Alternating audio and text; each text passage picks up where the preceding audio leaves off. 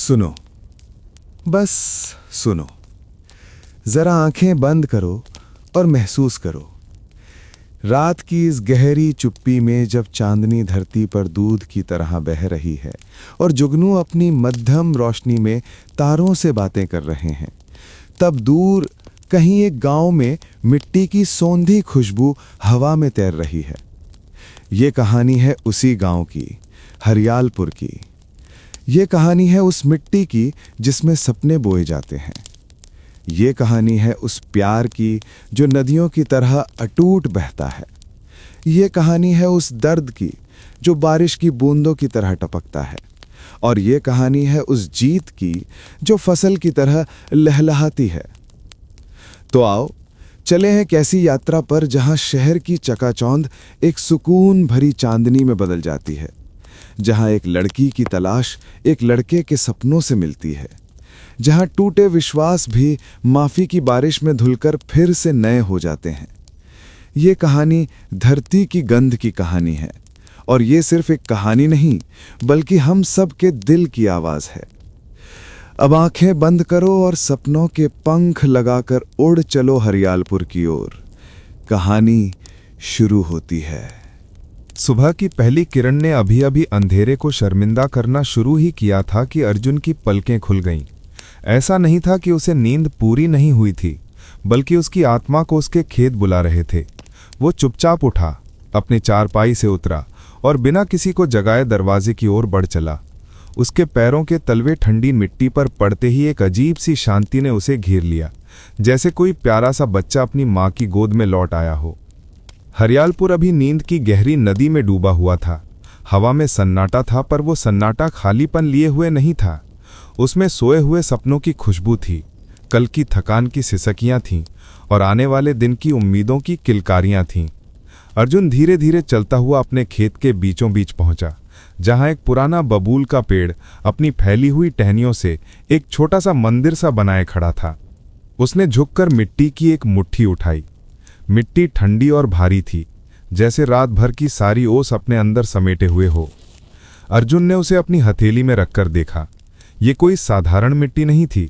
ये वही मिट्टी थी जिसमें उसके दादा के पसीने की बूंदें मिली थीं, जिसमें उसके पिता के हल्के निशान थे, जिसने उसे बचपन में घुटनों के बल चलना सिखाया था और अब जवानी में खड़े रहना सिखा रही थी। उसने आंखें बंद कर ली और मिट्टी को अपनी उंगलियों के बीच रगड़ा। ये एक प्रार्थना थी, एक धन्यवाद था, एक वादा था। माटी माँ, तू ही मेरी पहली पाठशाला है। तेरे हर कण में मेरे पूर्वजों की कहानी दफन है। आज भी जब तेरा स्पर्श मिलता है, लगता है जैसे दादा का हाथ मेरे सिर पर फेर रहा हो। तभी दूर से एक गाय का रंभाने की आवाज आई। ये वो संकेत था जिसकी प्रतीक्षा हरियालपुर को थी। जैसे ही वो आवाज गूंजी, गांव धीरे धीरे करवट लेने लगा। कहीं एक किवाड़ की चरमराहट हुई, तो कहीं कुएं की रस्सी की चरचराहट। फिर हवा के साथ एक नई खुशबू मिली, नीम के दातून की तेज महक, जो धीरे धीरे चूल्हे की लकड़ी की सुगंध में बदलने लगी। ये वो सुबह का इत्र था जो हर घर से उठता था। अर्जुन ने गहरी सांस ली। उसकी नजरें गांव के उस छोर पर टिक गईं जहां बाबा रामलाल का छोटा सा मंदिर था। और फिर ठीक समय पर मंदिर की घंटी बजी। टन टन टन टन टन टन। वो आवाज हवा में तैरती हुई सीधे अर्जुन के दिल में उतर गई। बाबा रामलाल की उम्र 80 साल से ऊपर होगी, पर उनकी प्रार्थना की ये घंटी कभी देरी से नहीं बजी थी। ये गांव की धड़कन थी, एक ऐसी लय जिस पर पूरा हरियालपुर अपना दिन काटता था। भैया, अर्जुन भैया, एक मधुर चंचल आवाज ने उसके ध्यान को तोड़ा। अर्जुन ने मुड़कर देखा। उसकी बहन गुंजन सलवार कमीज में हाथ में एक स्टील का गिलास लिए खड़ी थी। उसके गालों पर सुबह की ताजगी और उम्र की मासूमियत एक साथ खेल रही थी। तुम यहां कब आ गए? गुंजन ने पूछा। अम्मा ने कहा, चारपाई खाली देखकर समझ गईं कि तुम अपनी असली मां के पास चले आए। अर्जुन मुस्कुराया।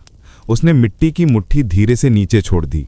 तू ही बता गुंजन, जब तक यहां आकर माटी माँ का आशीर्वाद न ले लूं, तब तक चाय का पहला घूंट भी गले से नीचे नहीं उतरता। गुंजन ने गिलास बढ़ाते हुए कहा, ले लो, गर्मा गर्म दूध है। अम्मा ने खास तुम्हारे लिए गुड़ डाला है। तुम्हारे बिना चाय की चुस्की लिए उन्होंने चूल्हा भी नहीं जलाया। अर्जुन ने गिलास लिया। दूध की गर्माहट उसकी उंगलियों से होती हुई सीधे दिल तक पहुंच गई। उसने घूंट लिया। गुड़ की मिठास और दूध का सफेदपन, ये स्वाद था उसके बचपन का, उसकी जड़ों का। कल शंकर काका कह रहे थे, इस बार बारिश का मिजाज कुछ ठीक नहीं लग रहा, बादल रूठे से लगते हैं। अर्जुन ने आंखें उठाकर आसमान की ओर देखा। आकाश में हल्के हल्के बादल सुबह की लालिमा में नहा रहे थे। नहीं गुंजन, माटी माँ कभी अपने बच्चों को भूखा नहीं सोने देती। देखना, जब समय आएगा बादल अपना दिल खोल देंगे। तुम हमेशा ऐसे ही बात करते हो भैया, गुंजन हंसी। जैसे धरती, बादल, हवा सब तुम्हारे अपने हों। हैं तो सब अपने ही बेटा। एक दूसरी भारी आवाज ने दोनों के बीच बातचीत में खलल डाला।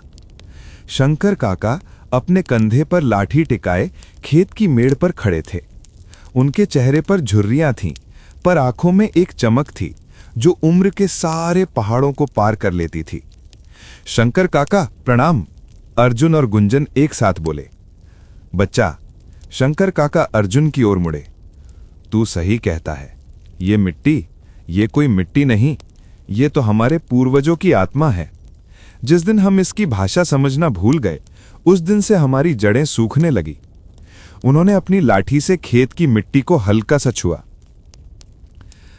मेरे बाप ने कहा था, बेटा, जमीन से रिश्ता वैसा ही है जैसे मां और बच्चे का।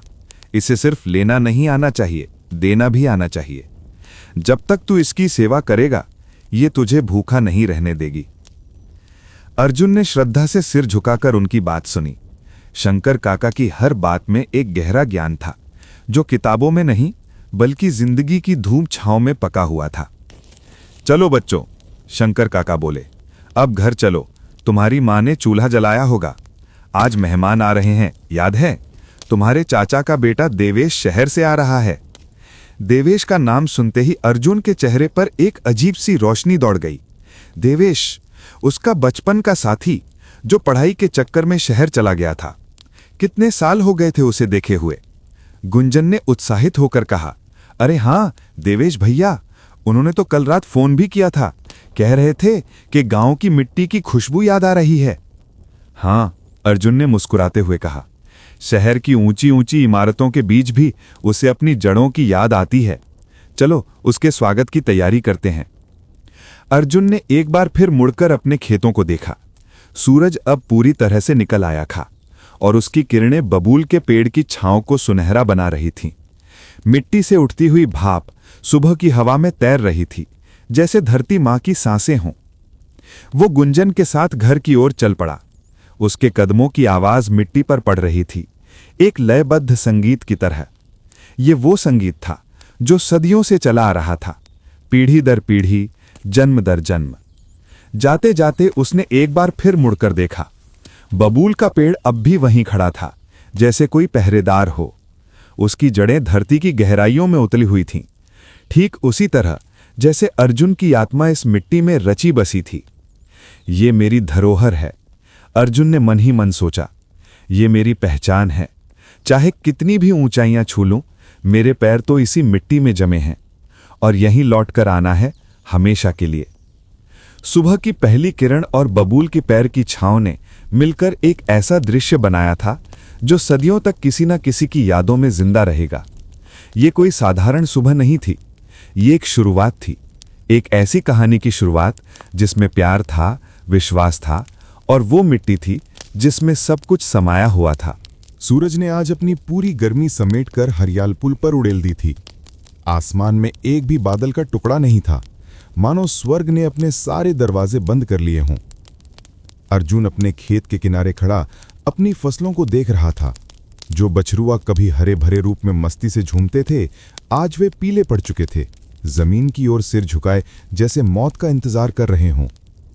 उसने झुककर मिट्टी को हाथ में लिया। वो रुई की तरह हल्की और भुरभुरी हो गई थी। उसकी उंगलियों के बीच से मिट्टी फिसलकर नीचे गिर गई, जैसे कोई आखिरी उम्मीद भी हाथ से फिसल रही हो। क्या देख रहे हो बेटा? एक थकी हुई आवाज ने पूछा। अर्जुन ने मुड़कर देखा।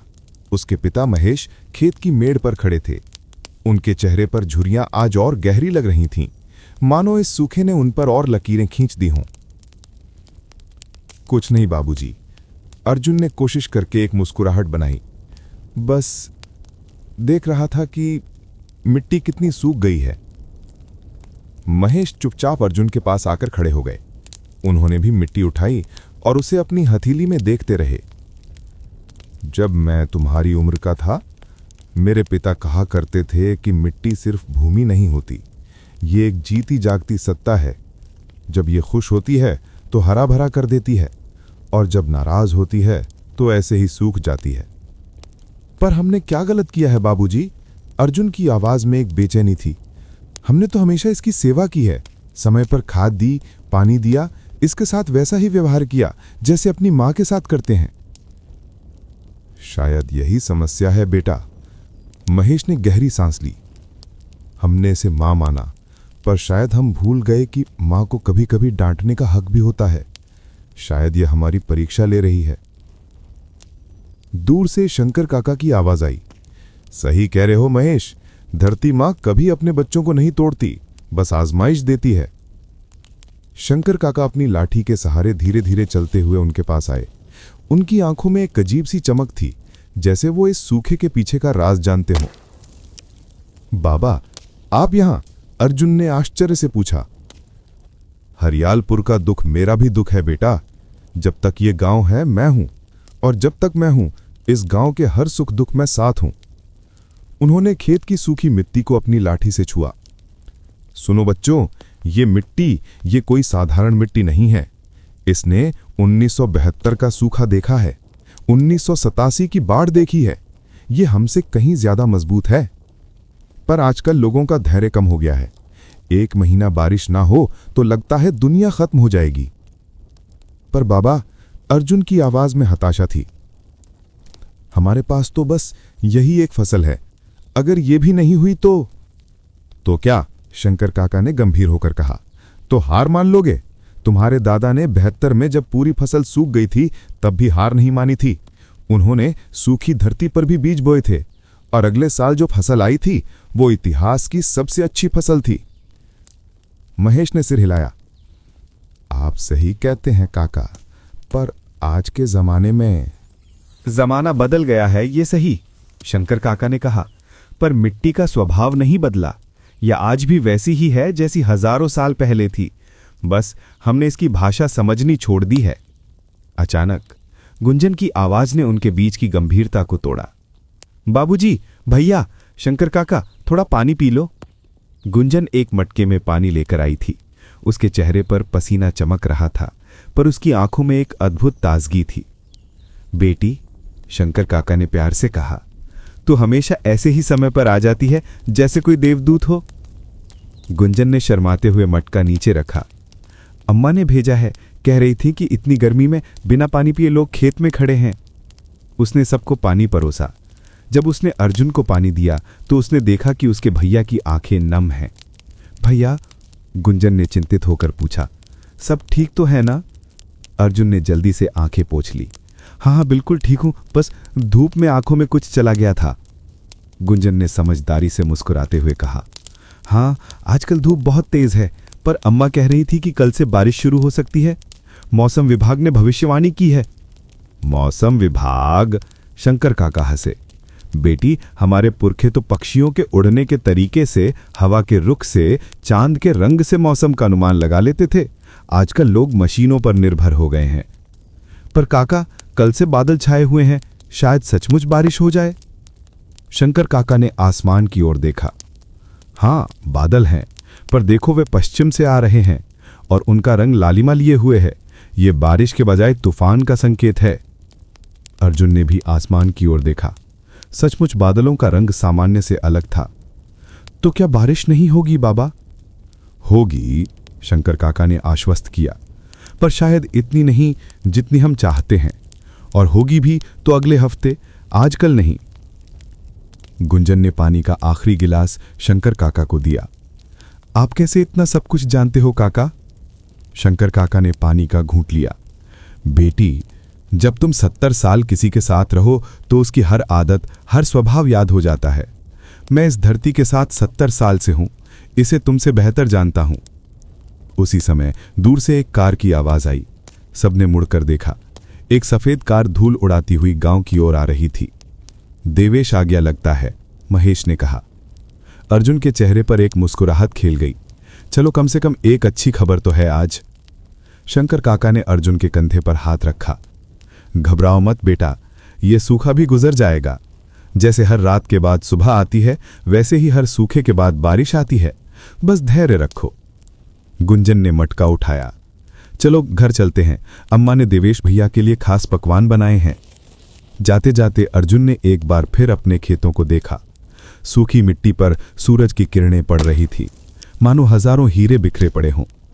उसे शंकर काका की बातों में सच्चाई नजर आ रही थी। ये सिर्फ एक परीक्षा थी और वो इस परीक्षा में पास होकर रहेगा। जैसे ही वे चले, हवा में एक ठंडक महसूस हुई। शंकर काका ने मुस्कुराते हुए कहा, देखा, धरती माँ ने हमारी बात सुन ली, हवा का रुख बदल रहा है। अर्जुन ने गहरी सांस ली। हवा में वाकई एक नमी थी। शायद उम्मीद अभी कंप्लीटली मरी नहीं थी। शायद ये सूखा जिंदा आस्था की परीक्षा थी और वे इसे पार करके ही रहेंगे। वे सब एक साथ घर की ओर चल पड़े। पीछे छूट गया सूखा खेत, सूखी मिट्टी और नम आंखों वाले किसान।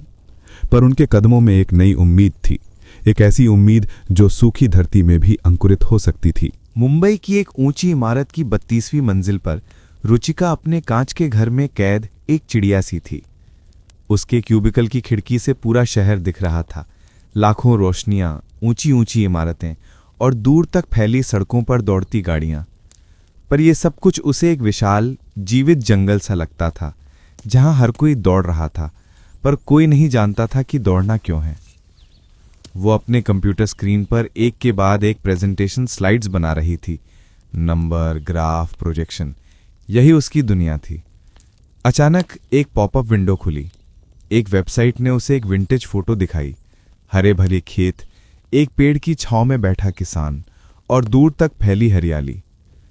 रुचिका की उंगलियां कीबोर्ड पर रुक गईं। उसकी सांसें थम सी गईं। वो तस्वीर उसे कहीं दूर, किसी परिचित सी जगह ले गई। 7 साल की रुचिका अपने नाना के गांव में गर्मियों की छुट्टियां बिता रही थी। सुबह सुबह नानी उसे जगाती, उठो बेटा, सूरज देवता नमस्ते करने आए हैं।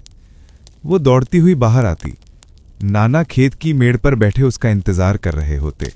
आ गई मेरी चिड़िया, वो कहते और उसे अपने कंधे पर बैठा लेते। पूरा खेत सुबह की ओस में नहाया रहता, मानो हजारों हीरे बिखरे पड़े हों।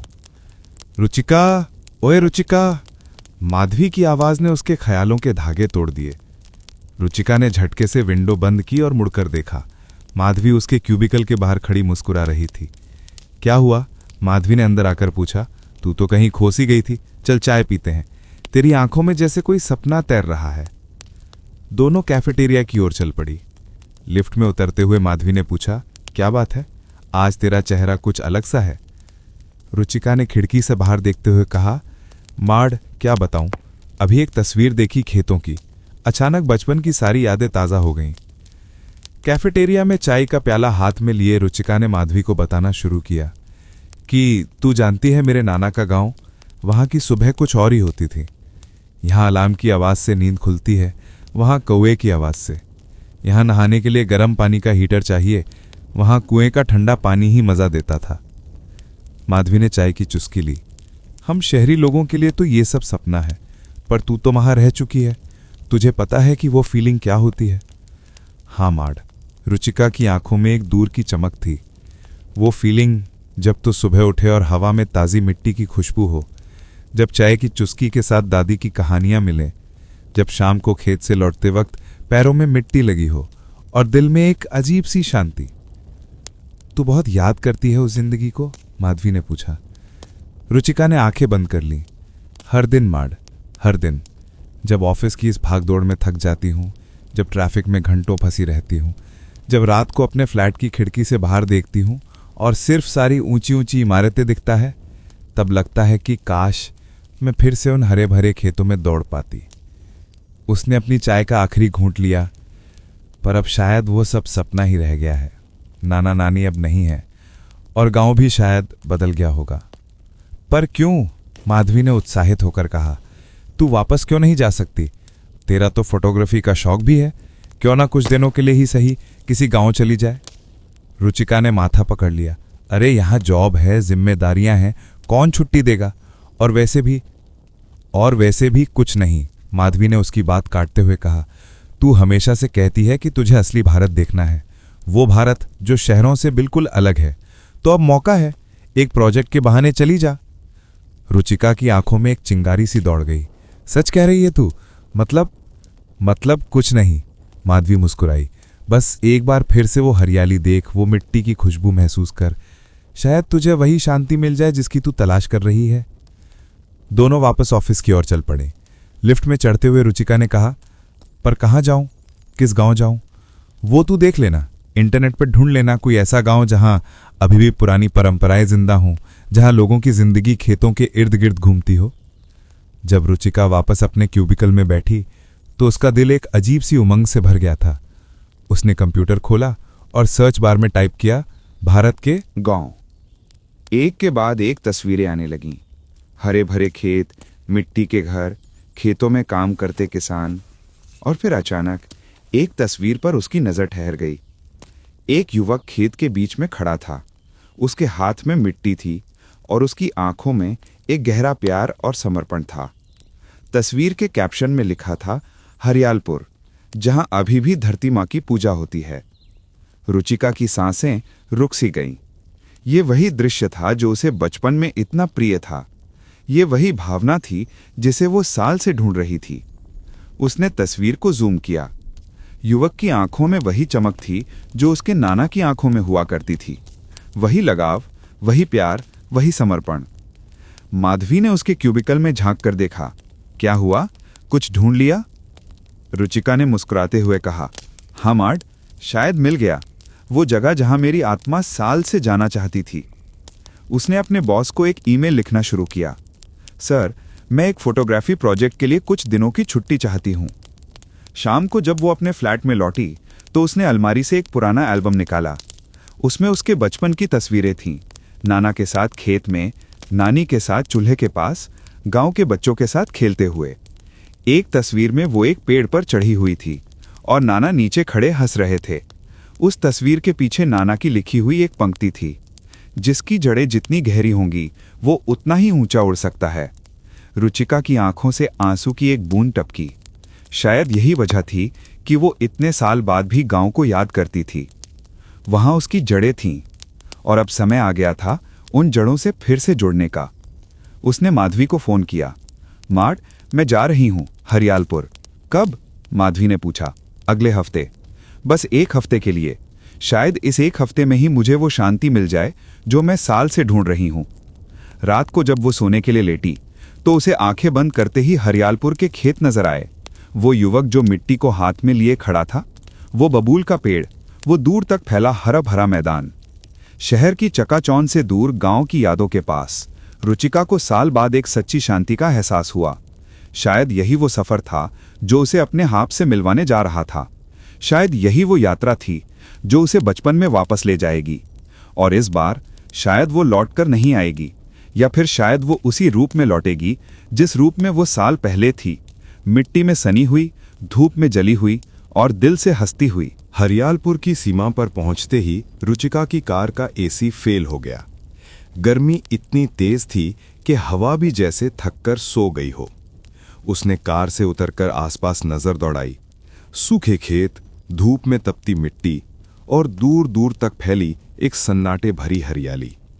ये हरा रंग वैसा नहीं था जैसा उसने सोचा था। ये मुरझाया हुआ, धूल भरा हरा था, जैसे प्रकृति ने अपने रंग फीके कर दिए हों। रुचिका ने अपना कैमरा उठाया। उसकी नजर एक ऐसे दृश्य को तलाश रही थी जो इस गांव की कहानी कह सके। और फिर अचानक उसकी नजर एक ऐसे युवक पर पड़ी जो खेतों के बीच में अकेला खड़ा था। अर्जुन अपने सूखे खेत के बीचों बीच हाथ में मिट्टी की एक मुट्ठी लिए आसमान की ओर देख रहा था। उसकी पीठ सीधी थी, माथे पर पसीना चमक रहा था और आंखों में एक ऐसा दर्द था जो सदियों पुराना लगता था। यह दृश्य इतना शक्तिशाली था कि रुचिका ने बिना सोचे अपना कैमरा उठाया और क्लिक कर दिया। शटर की आवाज ने अर्जुन का ध्यान भंग किया। वो तेजी से मुड़ा। उसकी नजरें सीधी रुचिका से जा मिली। क्या कर रही हो तुम? अर्जुन की आवाज में गुस्सा था। रुचिका ने कैमरा नीचे किया। माफ कीजिए, मैं। माफी से क्या होगा? बिना पूछे तस्वीर क्यों ली? क्या हम तुम्हारे मनोरंजन का साधन है? नहीं, ऐसी बात नहीं है। रुचिका ने कहा। मैं एक फोटोग्राफी प्रोजेक्ट के लिए आई हूं। आपका ये मुद्रा, ये दृश्य बहुत बलवान था। पावरफुल, अर्जुन ने कड़वाहट भरे स्वर में कहा। यह मेरी जिंदगी की त्रासदी है, तुम्हारे प्रोजेक्ट का विषय नहीं। यह सूखा हमारे लिए मौत का संकेत है, तुम्हारे लिए फोटो का सब्जेक्ट। रुचिका ने देखा कि अर्जुन की आंखों में सचमुच एक गहरा दर्द था। वो समझ गई कि उससे गलती हो गई थी। मैं वाकई माफी चाहती हूं, उसने कहा। मैंने सोचा नहीं। तुम शहर वालों ने कभी सोचा है? तुम्हारे लिए तो बस एक अच्छी तस्वीर चाहिए, चाहे उसके पीछे कितना भी दर्द क्यों ना हो। उसी समय गुंजन वहां आ पहुंची। भैया क्या हुआ? अम्मा ने कहा तुम। उसकी नजर रुचिका पर पड़ी और वो रुक गई। कुछ नहीं, अर्जुन ने कहा। ये शहर से आई मेम साहब हैं, जिन्हें हमारे दुख की तस्वीरें लेने का शौक है। रुचिका ने गुंजन की ओर देखा। मैं रुचिका हूं, मैं वाकई माफी चाहती हूं अगर मैंने कोई गलती की। गुंजन ने मुस्कुराने की कोशिश की। कोई बात नहीं, भैया थोड़े परेशान हैं। बारिश नहीं हुई है, फसल। उसकी आवाज दब गई। रुचिका ने आसपास देखा। सचमुच सभी खेत सूखे पड़े थे, मिट्टी में दरारें पड़ गई थीं। ये दृश्य उसके कैमरे में कैद तस्वीर से कहीं ज्यादा दर्दनाक था।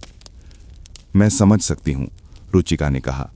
मेरे नाना भी किसान थे, मैं बचपन में गांव आती थी। अर्जुन ने उसे संदेह भरी नजरों से देखा। तो फिर तुम्हें पता होना चाहिए था कि किसान की मुसीबत को कैमरे में कैद करने से पहले उसकी इजाजत लेनी चाहिए। तुम सही कह रहे हो, रुचिका ने कहा। मैं तस्वीर डिलीट कर देती हूं। उसने कैमरा खोलना शुरू किया। रहने दो, अर्जुन ने कहा। अब ले ही ली है तो रख लो, पर अगली बार सोच समझ कर कोई कदम उठाना। वो बिना कुछ और कहे खेत की ओर मुड़ गया। गुंजन ने रुचिका से कहा, माफ करना दीदी, भैया का मिजाज इन दिनों ठीक नहीं है। सूखे ने सबको परेशान कर रखा है। रुचिका ने सिर हिलाया। नहीं, गलती मेरी थी। क्या तुम मुझे किसी ऐसी जगह रुकने को बता सकती हो जहां मैं कुछ दिन ठहर सकूं? गुंजन ने सोचा। हमारे यहां एक कमरा खाली है, अम्मा मान जाएंगी। चलो साथ चलते हैं। जाते जाते रुचिका ने एक बार फिर अर्जुन की ओर देखा। वो अब भी खेत के बीच में खड़ा था, पर इस बार उसकी पीठ थकी हुई लग रही थी। वो मिट्टी में बैठ गया और अपना सिर हाथों में छिपा लिया। रुचिका के मन में हजार सवाल उठ रहे थे। क्या वो सचमुच इन लोगों के दर्द को समझ सकती थी? क्या उसका आना सही था? क्या एक फोटोग्राफर के रूप में वो इनकी जिंदगी के सबसे कठिन दौर का दस्तावेजीकरण करने का हक रखती थी? गुंजन ने उसके चेहरे के भाव पढ़ लिए। तुम परेशान मत हो दीदी, भैया गुस्से में जो कह दें, दिल के बहुत अच्छे हैं। मुझे पता है, मैं उनके गुस्से को समझ सकती हूं। ये सूखा, ये कितना बुरा होगा। गुंजन की आंखें भर आईं। बहुत बुरा दीदी, हमारी आखिरी उम्मीद की फसल है। अगर ये भी नहीं हुई तो भैया को शहर जाना पड़ेगा मजदूरी करने। रुचिका ने गुंजन के कंधे पर हाथ रखा। उसे अचानक एहसास हुआ कि ये सिर्फ एक फोटोग्राफी प्रोजेक्ट नहीं था, ये रियल लोगों की रियल जिंदगी थी, उनका रियल दर्द था। जब वे घर पहुंचे तो अर्जुन की मां सीता ने उनका स्वागत किया। आओ बेटा आओ, उन्होंने कहा। गुंजन ने बताया, तुम कुछ दिन रुकोगी। बहुत अच्छा लगा। पर रुचिका के मन में अब भी वही तस्वीर घूम रही थी। अर्जुन का वो दर्द भरा चेहरा, सूखे खेत और टूटती हुई उम्मीदें। शायद ये प्रोजेक्ट उसने जो सोचा था उससे कहीं बड़ा था। शायद ये सिर्फ तस्वीरों की नहीं बल्कि लोगों की जिंदगी में अंतर लाने का मौका था। उस रात जब वो अपने कमरे में अकेली बैठी थी तो उसने वो तस्वीर फिर से देखी। अर्जुन की आंखों में वो दर्द अब भी वैसा ही ताजा था। और तभी उसने फैसला किया, वो सिर्फ एक फोटोग्राफर बनकर नहीं रहेगी, वो इस गांव का हिस्सा बनेगी, इन लोगों की मदद करेगी। शायद ये एक तस्वीर से शुरू हुई गलतफहमी एक सुंदर दोस्ती में बदल सकती थी। शायद ये सूखा नई शुरुआत का कारण बन सकता था। और शायद, बस शायद, वो इस गांव में वो शांति ढूंढ पाएगी जो उसे साल से चाहिए थी। पर सबसे पहले उसे अर्जुन का विश्वास जीतना होगा, और ये आसान नहीं होगा। 3 दिन से हरियालपुर की धरती आग उगल रही थी। सूरज इतना तप रहा था मानो स्वर्ग ने गांव से नाराज होकर अपनी सारी आग उड़ेल दी हो। अर्जुन अपने खेत के किनारे बैठा हुआ था और रुचिका एक पेड़ की छांव में। दोनों के बीच वही दूरी थी जो पहले दिन से कायम थी। रुचिका ने कैमरा उठाया और सूखे खेत की एक तस्वीर ली। अर्जुन ने मुड़कर देखा। अब तो सूखे की भी तस्वीरें लेने लगी हो। कल को अगर हम भूखे मरने लगें तो उसकी भी तस्वीर लेना। आप गलत समझ रहे हैं, रुचिका ने कहा। मैं सिर्फ दस्तावेजीकरण कर रही हूं, शायद इन तस्वीरों से कहीं कोई मदद मिल सके। अर्जुन ने कड़वी हंसी हंसी। मदद? तस्वीरों से? बारिश नहीं हो रही तो तस्वीरें क्या जादू कर देंगी? उसी पल एक ठंडी हवा का झोंका आया। दोनों ने एक दूसरे की ओर देखा, फिर दूसरा झोंका और फिर तीसरा। आसमान में काले बादल छाने लगे। भैया, गुंजन दौड़ती हुई आई। बादल, बादल आ रहे हैं। अर्जुन खड़ा हो गया। उसकी आंखों में एक चमक दौड़ गई जो हफ्तों से गायब थी। सचमुच सचमुच बारिश होगी क्या? और फिर पहली बूंद गिरी। वो अर्जुन के गाल पर पड़ी जैसे कोई मोती का टुकड़ा। फिर दूसरी, तीसरी, और फिर मानो आसमान फट पड़ा। बारिश, बारिश हो रही है। पूरे गांव से खुशी की आवाजें गूंजने लगीं। रुचिका ने अपना कैमरा बचाने की कोशिश की। वो बारिश में भीग रही थी। अर्जुन ने देखा और बिना सोचे दौड़ कर आया। चलो घर चलते हैं, यहां खड़ी रहोगी तो बीमार पड़ जाओगी। पर मेरा कैमरा? कैमरा भी बच जाएगा, पहले तुम अपने को बचाओ। वे दोनों बारिश में भागे। रुचिका के कपड़े भीग गए थे, बाल चिपक रहे थे, पर उसके चेहरे पर एक अजीब सी मुस्कुराहट थी। ये वो बारिश थी जिसका इंतजार पूरा गांव कर रहा था। घर पहुंचते पहुंचते दोनों पूरी तरह भीग चुके थे। सीता ने दरवाजा खोला। अरे भगवान, जल्दी अंदर आओ। गुंजन, जल्दी से कपड़े ले आ। गुंजन रुचिका को अपने कमरे में ले गई। दीदी, मेरे कपड़े पहन लो, तुम्हारे साइज के होंगे। रुचिका ने कपड़े बदले। गुंजन की सलवार कमीज उस पर थोड़ी छोटी थी, पर उसे एक अजीब सा सुकून मिल रहा था। जब वो बाहर आई तो सीता ने एक तौलिया दिया। पोंछ लो बेटा, नहीं तो जुकाम हो जाएगा। अर्जुन अब तक कपड़े बदल चुका था। वो किचन में चूल्हे के पास बैठा था। रुचिका को देखकर वो मुस्कुराया। कैसा लग रहा है गांव का पहला तूफान? बहुत खूबसूरत। मैंने कभी इतनी खुशी से बारिश नहीं देखी। जब तुम्हारी जिंदगी बारिश पर निर्भर हो तब हर बूंद भगवान का आशीर्वाद लगती है। सीता ने गर्मा गर्म खिचड़ी परोसी। रुचिका ने पहला कौर मुंह में डाला तो उसकी आंखें चमक उठी। वाह, ये स्वाद, ये गर्माहट, ये तो बिल्कुल मेरी नानी की खिचड़ी जैसी है। सादा भोजन है बेटा, पर दिल से बना है। बाहर बारिश तेज हो रही थी, बिजली चमक रही थी और बादल गरज रहे थे, पर घर के अंदर एक अजीब सी शांति थी। अर्जुन ने रुचिका से कहा, कल की बात के लिए मैं माफी चाहता हूं, मैंने तुम्हें गलत समझा। कोई बात नहीं, रुचिका ने मुस्कुराते हुए कहा। मैं समझ सकती हूं, परेशानी के समय में हम सब कुछ गलत समझ जाते हैं। गुंजन ने चाय के प्याले लाए। ले लो, गर्मा गर्म चाय। बारिश में चाय का मजा ही कुछ और है। रुचिका ने चाय का घोंट लिया। वो स्वाद, वो गर्माहट, ये सब कुछ उसे अपने बचपन में ले गई। आप लोग नहीं जानते, वो बोली, शहर में हम इतनी सारी चीजें खा लेते हैं, पर ऐसा स्वाद कहीं नहीं मिलता। क्योंकि यहां प्यार से बनता है बेटा। जब दिल से बनाते हो तो स्वाद ही कुछ और आता है। अचानक दरवाजा खुला और माधवी अंदर आई। वो भी पूरी तरह भीगी हुई थी। अरे, तू यहां है? उसने रुचिका से कहा। मैं तो तुझे ढूंढते ढूंढते पूरे गांव में भटक गई थी। 3 दिन से हरियालपुर की धरती आग उगल रही थी। सूरज इतना तप रहा था मानो स्वर्ग ने गांव से नाराज होकर अपनी सारी आग उड़ेल दी हो। अर्जुन अपने खेत के किनारे बैठा हुआ था और रुचिका एक पेड़ की छांव में।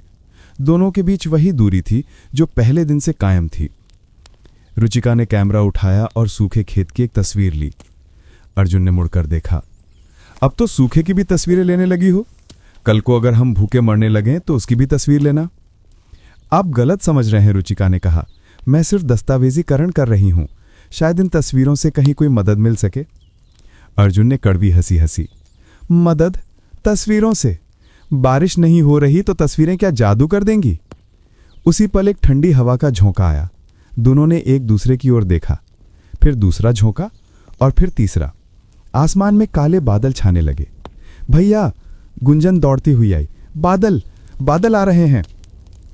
अर्जुन खड़ा हो गया। उसकी आंखों में एक चमक दौड़ गई जो हफ्तों से गायब थी।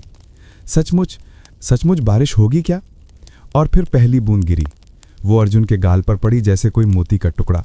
फिर दूसरी, तीसरी, और फिर मानो आसमान फट पड़ा। बारिश, बारिश हो रही है। पूरे गांव से खुशी की आवाजें गूंजने लगीं। रुचिका ने अपना कैमरा बचाने की कोशिश की। वो बारिश में भीग रही थी। अर्जुन ने देखा और बिना सोचे दौड़ कर आया। चलो घर चलते हैं, यहां खड़ी रहोगी तो बीमार पड़ जाओगी।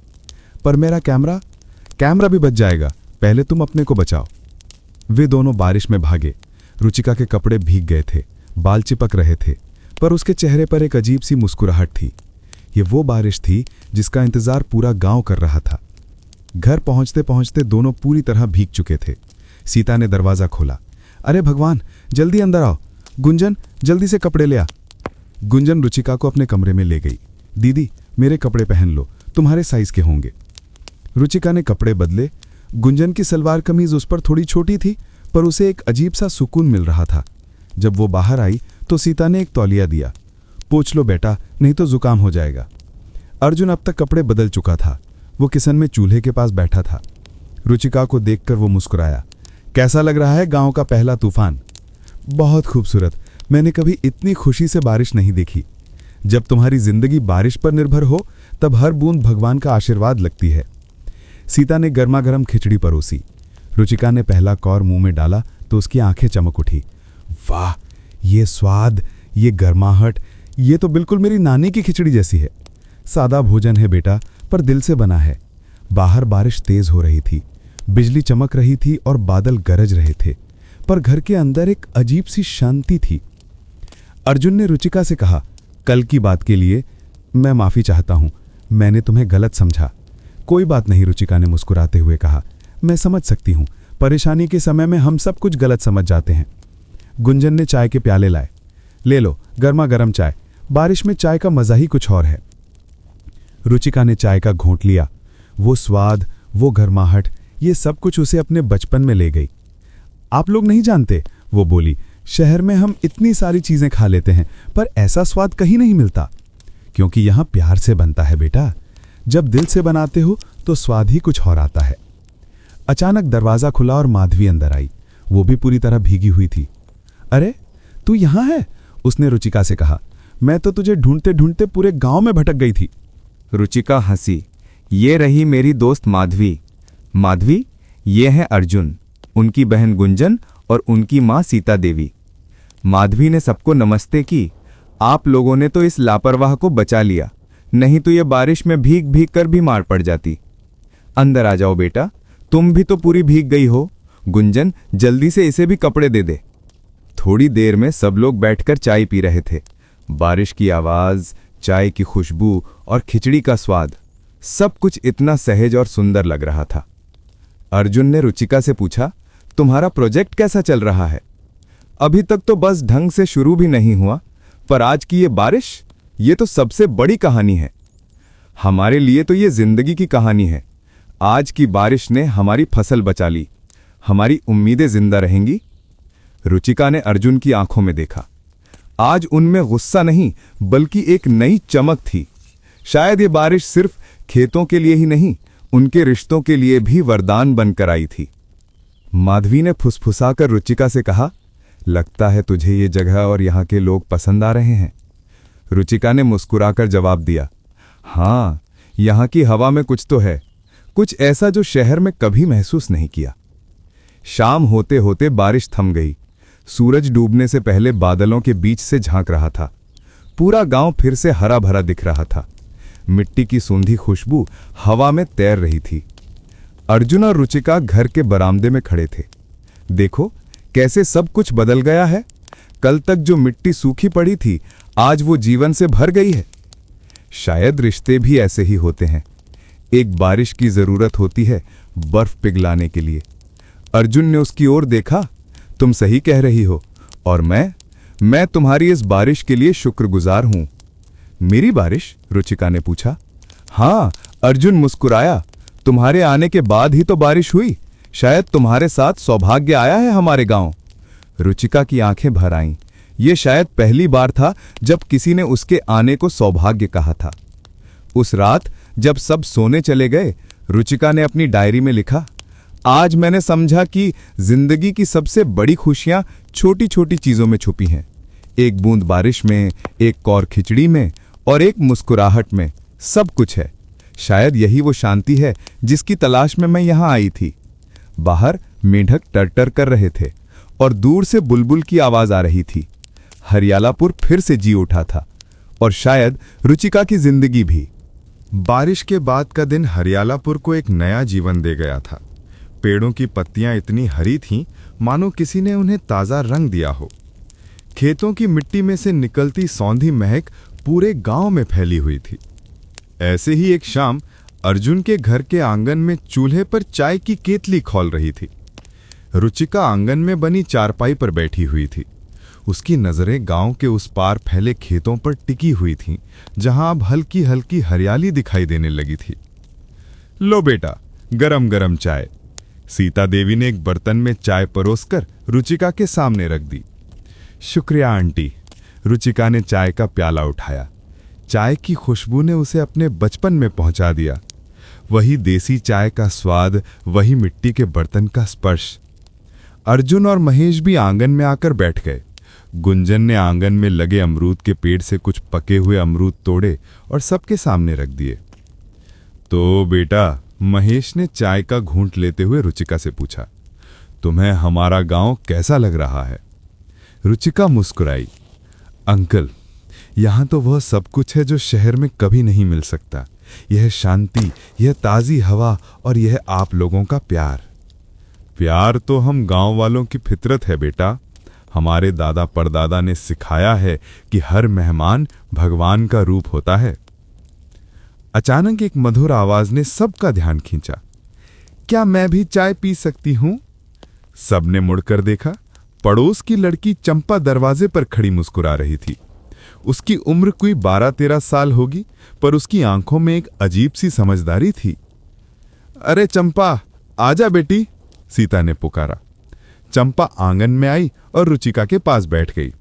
उसने रुचिका को गौर से देखा। आपको देखकर लगता है जैसे कोई नई कहानी का पहला पन्ना खुला हो। रुचिका हैरान होकर मुस्कुराई। तुम्हें ऐसे क्यों लगता है? क्योंकि हर नया चेहरा एक नई कहानी लेकर आता है। जैसे यह चाय, इसकी हर चुस्की में एक कहानी है। इसकी खुशबू में चूल्हे की आग की कहानी है। इसके स्वाद में पानी की कहानी है और इसकी गर्माहट में बनाने वाले के प्यार की कहानी है। अर्जुन हंसा। चंपा को तो हर चीज में कहानी दिखती है। पिछले हफ्ते तो वह बारिश की बूंदों से बातें कर रही थी। वह बातें करती हैं भैया, चंपा ने गंभीर होकर कहा। हर बूंद अपनी कहानी सुनाती है। कोई बादल से आती है, कोई पेड़ से, कोई हवा से। बस हमें सुनना नहीं आता।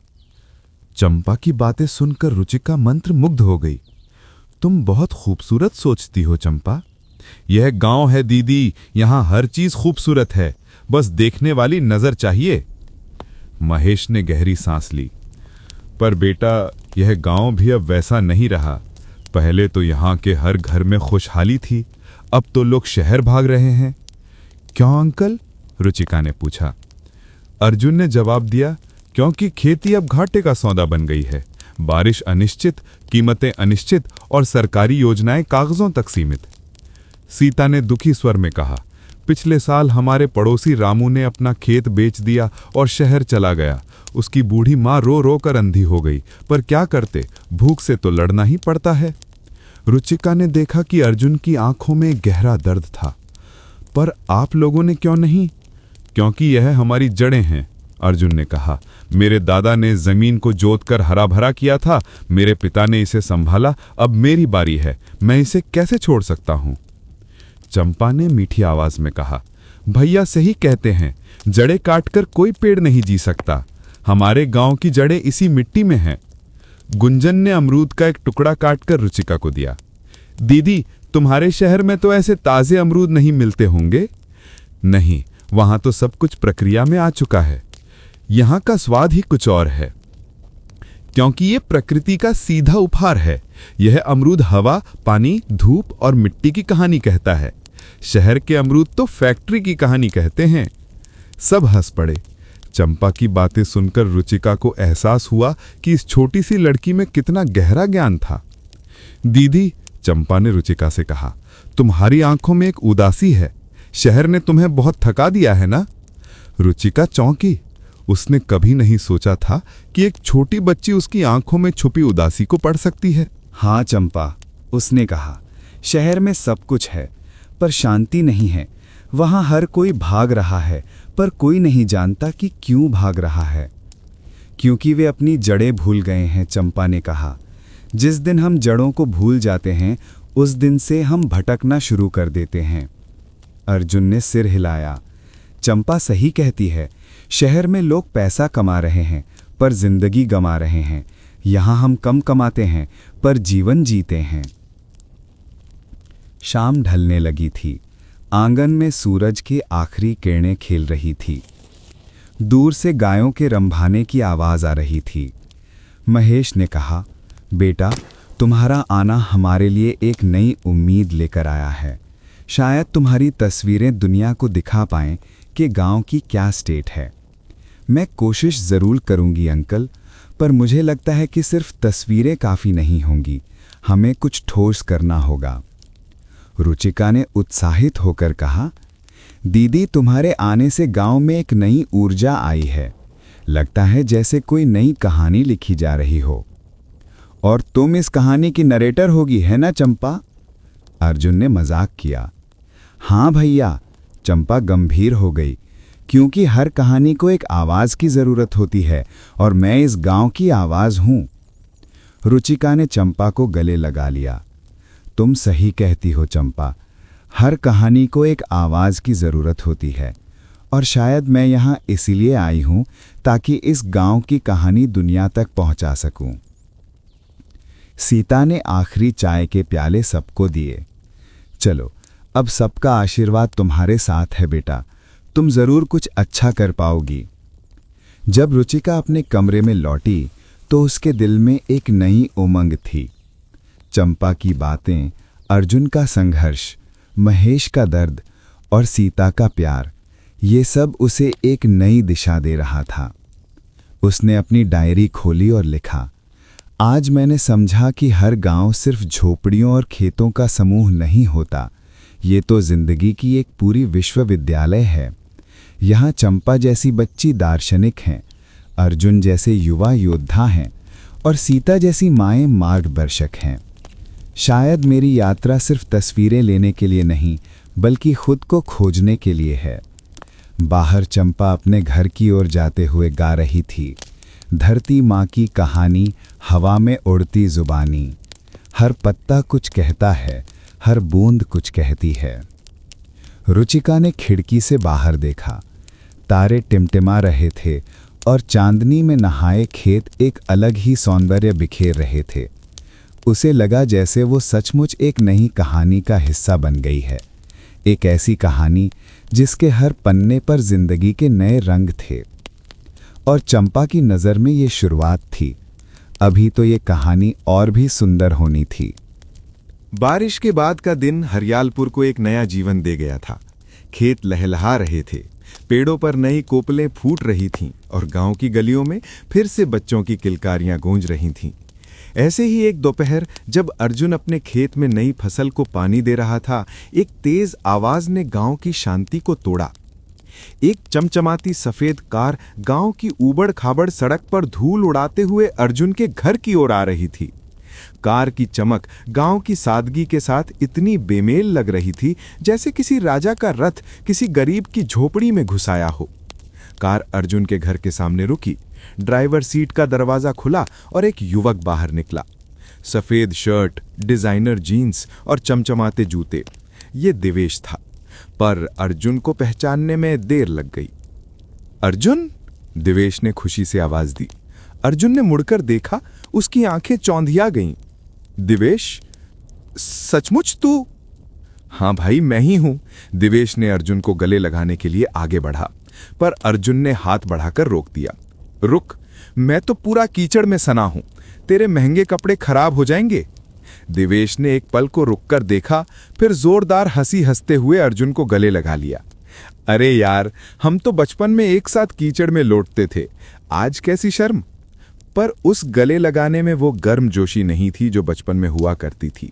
ये एक औपचारिकता सी लग रही थी। कब आ गया? सूचना तक नहीं दी? अर्जुन ने पूछा। अचानक मन हो आया, ऑफिस से कुछ दिनों की छुट्टी ले ली, सोचा गांव का मिट्टी खाऊं। ये वाक्य अर्जुन को चुभ गया। गांव का मिट्टी खाना, जैसे ये कोई शौक की चीज हो। चल घर चलते हैं, अर्जुन ने कहा। अम्मा तो तुझे देखकर खुश हो जाएंगी। घर पहुंचने पर सीता ने दिवेश को देखते ही आंखें भर लीं। मेरा बेटा लौट आया, तुझे देखकर लगता है जैसे मेरा भैया वापस आ गया हो। दिवेश के पिता का देहांत बचपन में ही हो गया था और सीता ने हमेशा उसे अपने बेटे की तरह पाला था। माँ, दिवेश ने सीता के पैर छुए, आप तो जैसे कि वैसे ही हैं, बस थोड़ी सफेदी चढ़ गई है बालों में। तेरे बिना कौन नहीं सफेद होगा बेटा, सीता ने उसके सिर पर हाथ फेरा। गुंजन दौड़ती हुई आई। दिवेश भैया, आप आए हो? उसने उत्साह से दिवेश को गले लगा लिया। छोटी बहन तो बड़ी हो गई देवेश। देवेश ने उसकी पीठ थपथपाई, पर गुंजन ने भी महसूस किया कि ये देवेश वो नहीं था जिसे वो जानती थी। उसकी आवाज में एक अजीब सी नकल छाप थी, जैसे शहर की चमक दमक ने उसके स्वभाव को ढक लिया हो। दोपहर के भोजन के समय सब एक साथ बैठे। देवेश ने अपनी कार, अपनी नौकरी, अपने शहरी जीवन के बारे में बताना शुरू किया। वैसे तो सैलरी बहुत अच्छी है, वो कह रहा था, पर शहर में सब कुछ इतना महंगा है कि बचत मुश्किल से हो पाती है। अर्जुन चुपचाप सुन रहा था। उसे याद आ रहा था बचपन का वो दिन जब देवेश ने कहा था, मैं बड़ा होकर दिल्ली जाऊंगा, बहुत सारा पैसा कमाऊंगा और फिर गांव वापस आकर सबको हैरान कर दूंगा। आज वो सब कुछ कर चुका था, पर हैरानी के बजाय एक उदासी छाई हुई थी। तू तो बता देवेश, ने अर्जुन से कहा, यहाँ कैसे चल रहा है? फसल अच्छी हुई? बारिश ने जान बचा ली, नहीं तो इस बार तो बुरा हाल होने वाला था। सुनो यार, देवेश ने अर्जुन के कंधे पर हाथ रखा, तू भी शहर चला, मैं तुझे अपनी कंपनी में नौकरी दिलवा दूंगा। इतनी मेहनत करने से अच्छा है कि आराम से बैठकर पैसा कमाएं। अर्जुन ने मुस्कुराकर इनकार कर दिया। ये मिट्टी, ये मेरी जिंदगी है देवेश, मैं इसे छोड़कर कहीं नहीं जा सकता। पर देख, देवेश ने कहा, मेरी कार देख रहा है, मेरे कपड़े देख रहा है, ये सब तुझे भी मिल सकता है, पर वो खुशी नहीं मिलेगी जो मुझे इस मिट्टी में मिलती है। अर्जुन ने कहा। शाम को दोनों दोस्त गांव के पुराने बरगद के पेड़ के नीचे बैठे। ये वही पेड़ था जहां वे बचपन में झूले डाला करते थे। याद है? देवेश ने कहा, हम इसी पेड़ पर चढ़कर अमरूद चुराया करते थे। हाँ, अर्जुन मुस्कुराया, और काका हमें डंडे से भगाया करते थे। पर अब? देवेश की आवाज में एक खालीपन था। हाँ, अब तू बदल गया है देवेश, तेरी आंखों में वो चमक नहीं रही। देवेश चुप हो गया। उसने दूर देखते हुए कहा, शहर में सब कुछ है अर्जुन, सब कुछ, पर कुछ नहीं है। रोज सुबह उठो, ऑफिस जाओ, लौटो, सो जाओ, यही जिंदगी है। कोई नहीं पूछता कि कैसे हो, कोई नहीं पूछता कि खाना खाया, सब अपने अपने में व्यस्त हैं। तो फिर वापस क्यों नहीं आ जाता? अर्जुन ने पूछा। क्योंकि अब मैं इस जिंदगी का आदी हो गया हूं, देवेश ने कहा। यहां आकर लगता है कि मैं कहीं का नहीं रहा, न शहर का न गांव का, बीच में ही लटक गया हूं। रुचिका वहां से गुजर रही थी। उसने दोनों को बातचीत करते देखा। उसे देवेश की आंखों में वही खालीपन दिखाई दिया जो कभी उसकी अपनी आंखों में हुआ करता था। अर्जुन ने उसे देखा और बुलाया, रुचिका आओ, ये मेरा दोस्त देवेश है। रुचिका ने हाथ मिलाया। देवेश ने उसके कैमरे को देखकर, तुम फोटोग्राफर हो? हाँ, रुचिका ने कहा, गांव की तस्वीरें ले रही हूं। अच्छा है, देवेश ने कहा, कम से कम कोई तो है जो इस गांव की सुंदरता को कैद कर रहा है। मैं तो भूल ही गया था कि ये गांव कितना सुंदर है। उसकी आवाज में गहरा पछतावा था। शाम ढलते ढलते देवेश ने अर्जुन से कहा, मैं कल सुबह लौट जाऊंगा, ऑफिस का काम है। इतनी जल्दी? अर्जुन ने आश्चर्य से पूछा। हाँ, वैसे भी मैं अब यहाँ का नहीं रहा। जाते जाते देवेश ने अर्जुन को एक लिफाफा दिया। ये रख लो, मेरी तरफ से गुंजन की शादी के लिए। अर्जुन ने लिफाफा खोल कर देखा। उसमें 50,000 रुपए थे। ये क्या है? अर्जुन ने पूछा। मेरी तरफ से छोटी बहन को उपहार। पर इतना सब? रख लो, शायद इससे मेरे मन का कुछ बोझ हल्का हो जाए। जब देवेश की कार गांव से निकली तो अर्जुन लंबे समय तक खड़ा उसे जाते हुए देखता रहा। उसे लगा जैसे उसका बचपन एक बार फिर से उससे दूर हो गया हो। रुचिका ने पास आकर पूछा, सब ठीक है? अर्जुन ने आंखें पोंछते हुए कहा, हाँ, बस कभी कभी लगता है कि बिछड़ना इतना आसान होता है और मिलना इतना मुश्किल। उस रात अर्जुन ने अपनी डायरी में लिखा, आज देवेश लौटा, पर वो देवेश नहीं था जिसे मैं जानता था। शहर ने उसकी आत्मा को छीन लिया है। उसकी आंखों में चमक थी, पर वो चमक टूटे हुए शीशे की थी। क्या यही कीमत है तरक्की की? क्या सफलता के लिए हमें अपनी जड़ों से दूर होना पड़ता है? बाहर चांदनी फैली हुई थी। दूर कहीं एक बुलबुल गा रही थी। अर्जुन ने महसूस किया कि वो भाग्यशाली है जो अभी भी इस धरती से जुड़ा हुआ है। और देवेश तो शायद हमेशा के लिए एक अधूरी कहानी बनकर रह गया था। फागुन का महीना था और हरियालपुर की हवा में बसंत की मस्ती तैर रही थी। आम के पेड़ों पर बौर आ चुके थे और हवा में गुलाल की महक घुलने लगी थी। इस बार होली का त्योहार खास था। बारिश के बाद हुए अच्छे फसल ने गांव वालों के चेहरों पर एक नई चमक ला दी थी। सुबह से ही गांव के मैदान में होली की तैयारियां शुरू हो गई थीं। चारों तरफ रंगों के थैले, पिचकारियां और गुब्बारे दिखाई दे रहे थे। बच्चों की किलकारियां और महिलाओं के होली के गीतों की मधुर आवाजें पूरे गांव में गूंज रही थीं। रुचिका गुंजन के कमरे में खड़ी अपनी नई कुर्ती पर विचार कर रही थी। क्या पहनूं, सफेद वाली या ये लाल वाली? गुंजन हंसते हुए बोली, दीदी, होली में तो सफेद कपड़े पहनने का मतलब है सबसे ज्यादा रंग खाना। पर तुम चिंता मत करो, हमारे गांव की होली बहुत खूबसूरत होती है। थोड़ी देर बाद जब रुचिका मैदान में पहुंची तो उसकी सांसें रुक सी गईं। पूरा मैदान रंगों और खुशियों से भरा हुआ था। बच्चे एक दूसरे पर रंग उड़ेल रहे थे, बुजुर्ग ढोलक की थाप पर झूम रहे थे और युवा होली के गीत गा रहे थे। अचानक कहीं से एक रंगीन गुब्बारा आकर रुचिका के कंधे पर फटा। उसने मुड़कर देखा तो अर्जुन खड़ा मुस्कुरा रहा था। होली की बधाई रुचिका, अर्जुन ने हाथ में गुलाल लेते हुए कहा। रुचिका ने भी मुस्कुराकर जवाब दिया, तुम्हें भी होली मुबारक अर्जुन। अर्जुन ने हल्के से उसके माथे पर गुलाल लगाया। आज तुम्हें असली हरियालपुर की होली दिखाऊंगा। दोनों मैदान में उतरे। रुचिका ने पहली बार इतने उत्साह से होली खेली। गांव वालों ने उसे अपने परिवार की तरह स्वीकार किया था।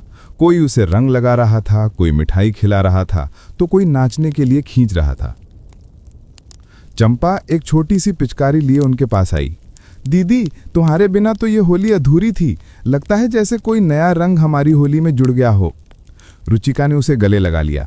तुम्हारी वजह से तो ये होली और भी खास हो गई है। इस बीच घर की छत पर देवेश अकेला बैठा हुआ था। नीचे मैदान में चल रही खुशियों की आवाजें उस तक पहुंच रही थीं। उसने भी अपने शहर के अपार्टमेंट में होली मनाई थी, एक 5 सितारा होटल में, महंगे ड्रिंक्स और प्राकृतिक नहीं होते के साथ। पर वो होली ये होली नहीं थी। उसकी नजरें मैदान में अर्जुन और रुचिका पर टिक गईं। दोनों एक दूसरे को रंग लगा रहे थे, एक दूसरे के साथ नाच रहे थे। रुचिका का चेहरा खुशी से चमक रहा था और अर्जुन की आंखों में एक ऐसा प्यार था जो देवेश ने कभी किसी में नहीं देखा था। एक तीखी ईर्ष्या ने देवेश के दिल को चीर दिया। वो सोचने लगा, क्या मैंने गलत फैसला किया? क्या पैसा और शोहरत सचमुच जिंदगी की सब कुछ है? नीचे मैदान में अर्जुन ने रुचिका से कहा, तुम्हें पता है, आज तुम इस गांव की सबसे खूबसूरत होली की रानी लग रही हो। रुचिका शर्माते हुए मुस्कुराई। शायद इसलिए क्योंकि आज पहली बार मैंने होली को महसूस किया है, सिर्फ देखा नहीं। होली सिर्फ रंगों का त्योहार नहीं है, ये दिलों को जोड़ने का त्योहार है। जैसे सारे रंग मिलकर एक नया रंग बनाते हैं, वैसे ही सारे दिल मिलकर एक नया रिश्ता बनाते हैं। उस पल बाबा रामलाल आकर दोनों के हाथों में मिठाई थमाई। लो बच्चों, प्रसाद की तरह ग्रहण करो। होली का ये रंग तुम्हारे जीवन में भी खुशियां लेकर आए। रुचिका ने मिठाई खाई और कहा, बाबा, मैंने कभी इतनी शुद्ध खुशी महसूस नहीं की। क्योंकि ये खुशी दिखावे की नहीं है बेटा, ये दिल से निकली हुई खुशी है। इधर देवेश ने छत से उतरने का फैसला किया। वो मैदान में आया और सीधा अर्जुन के पास गया। होली मुबारक दोस्त, देवेश ने कहा। शाम का सुनहरी आंचल धीरे धीरे हरियालापुर के कंधों पर उतर रहा था। आसमान में लालिमा फैली हुई थी, जैसे किसी ने केसर घोलकर बादलों पर छिड़क दी हो। ऐसे मौके पर गांव के बुजुर्ग बरगद के पेड़ के नीचे इकट्ठा होते, जहां बाबा रामलाल अपनी दातुन करके अक्सर बैठ जाया करते थे। आज का दिन विशेष था। बारिश के बाद की पहली पूर्णिमा थी और चांदनी रात की तैयारी में थी। अर्जुन, रुचिका, गुंजन, चंपा और कुछ अन्य गांव वाले बरगद के नीचे चटाइयां बिछाकर बैठे थे।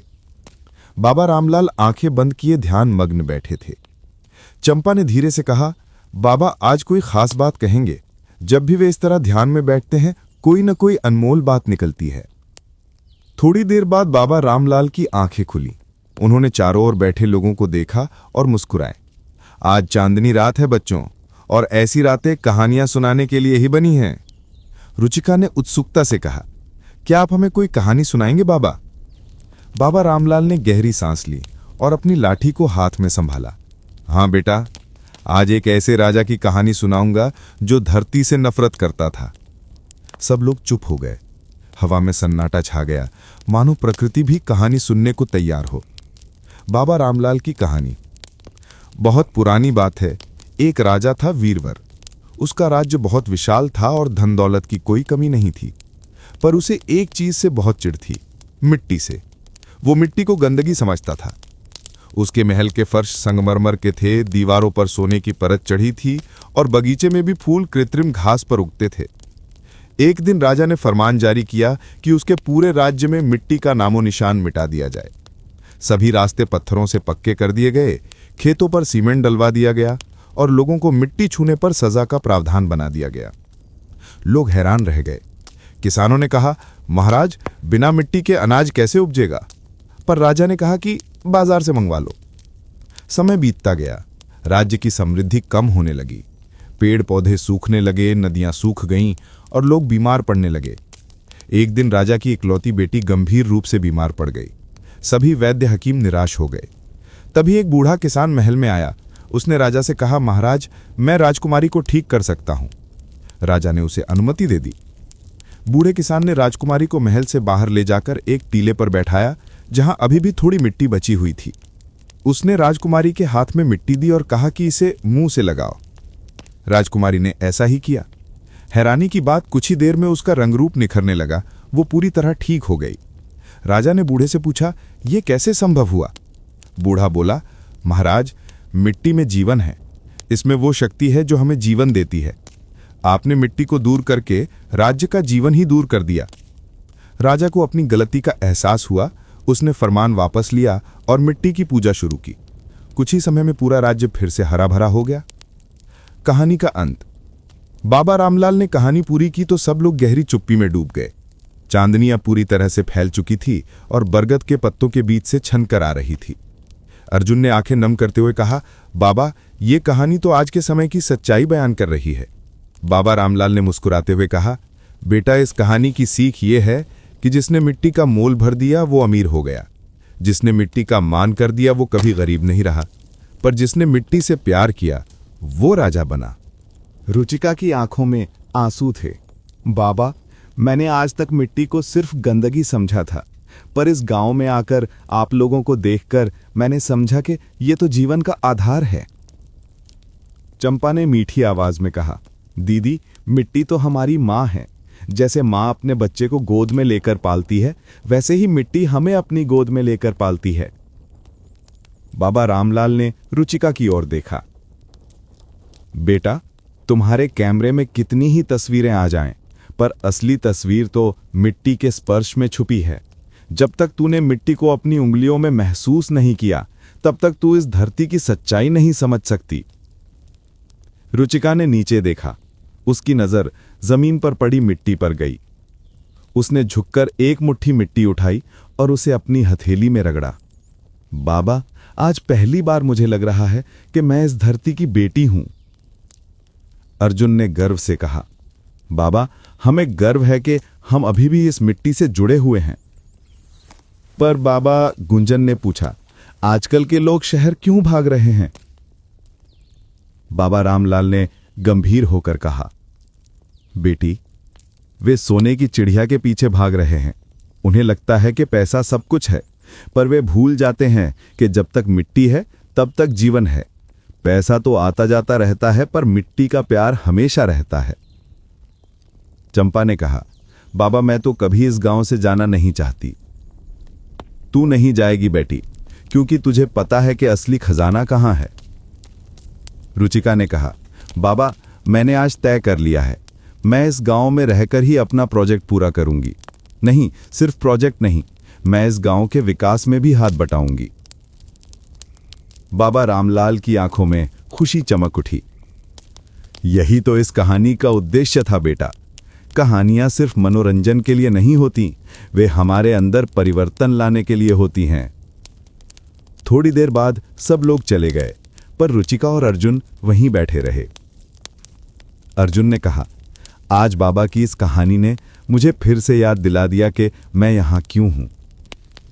रुचिका ने मुस्कुराते हुए कहा, और मुझे समझ आया कि मैं यहाँ क्यों आई थी। मैं सिर्फ तस्वीरें लेने नहीं आई थी, बल्कि खुद को खोजने आई थी। चांदनी में नहाए खेत दूर तक फैले हुए थे। ऐसा लग रहा था जैसे धरती माँ ने चांदी का चोगा पहन लिया हो। रुचिका ने अर्जुन से कहा, क्या तुम मुझे खेती सिखाओगे? मैं सचमुच इस मिट्टी से जुड़ना चाहती हूं।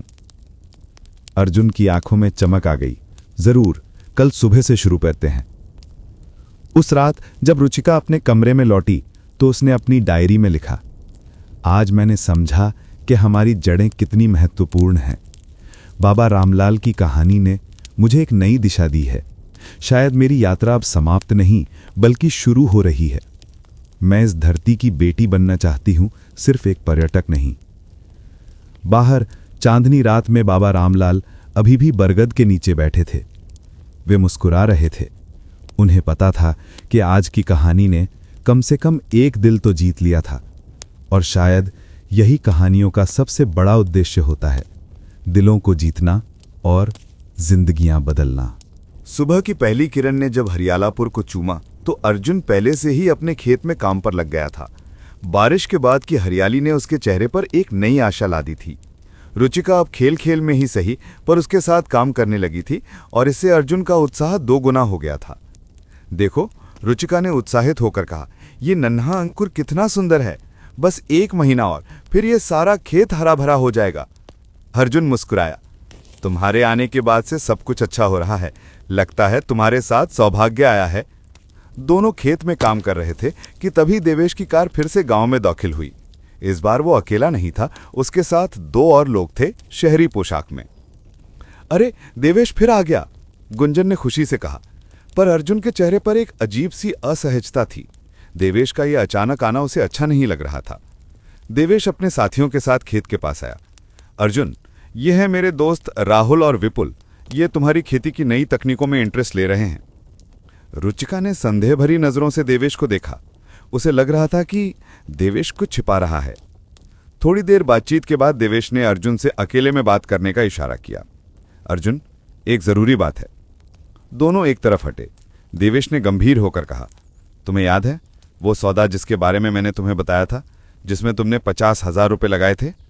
अर्जुन की सांसें अटक गई। हाँ, क्या हुआ? वो सौदा फेल हो गया, देवेश ने दुखी स्वर में कहा। तुम्हारे सारे पैसे डूब गए। अर्जुन के पैरों तली जमीन खिसक गई। वो 50,000 रुपये उसकी आखिरी बचत थी, जिसे उसने देवेश के कहने पर निवेश किया था। पर तूने तो कहा था कि ये पक्का सौदा है। अर्जुन की आवाज कांप रही थी। शेयर मार्केट है यार, इसमें जोखिम तो होता ही है। मैंने भी तो अपने पैसे डुबोए हैं। पर अर्जुन को लग रहा था कि देवेश झूठ बोल रहा है। उसकी आवाज में वो सच्चाई नहीं थी। जब अर्जुन वापस लौटा तो उसका चेहरा पीला पड़ चुका था। रुचिका ने चिंतित होकर पूछा, क्या हुआ? तुम ठीक तो हो? अर्जुन ने कोई जवाब नहीं दिया। वो सीधा घर की ओर चल पड़ा। शाम को जब रुचिका उससे मिलने गई तो अर्जुन ने उसे ऐसे देखा जैसे वो कोई अजनबी हो। क्या बात है अर्जुन, तुम इतने उदास क्यों हो?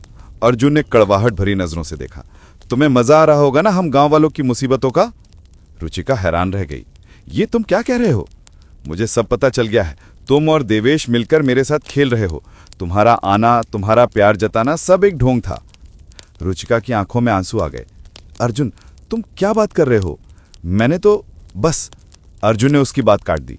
मुझे और बेवकूफ न बनाओ। देवेश ने बता दिया कि तुम दोनों मिलकर मेरे पैसे लूटने की स्कीम बना रहे हो। रुचिका स्तब्ध रह गई। उसे समझ में नहीं आ रहा था कि क्या कहे।